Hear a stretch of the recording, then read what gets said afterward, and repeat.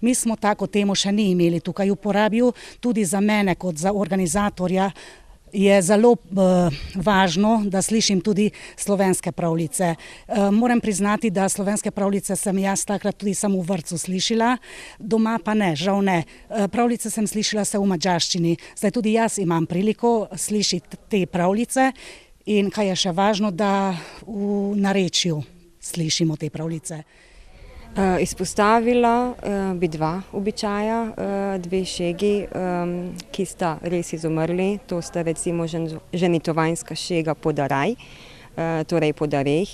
To pomeni, da je nevesta 2 do 3 tedne pred smrtjo hodila z krstno oziroma birmansko botro oziroma starejšo gospo od hiše do hiše, torej podaraj, podareh. Namen je bil, da si olajša gmotne skrbi ob ženitovanjski gostiji.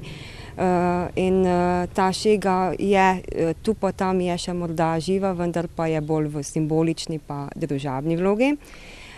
Potem kot drugo pa bi izpostavila pritrkovanje.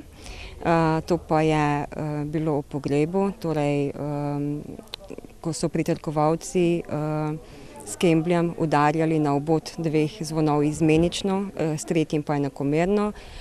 In zanimivo je recimo, da je do konca 60. let so si to lahko privoščili le premožnejši, potem v 70. letih že skoraj da vsi, v 80. letih pa je ta šega izumrla, saj so začeli zvoniti s pomočjo elektrike.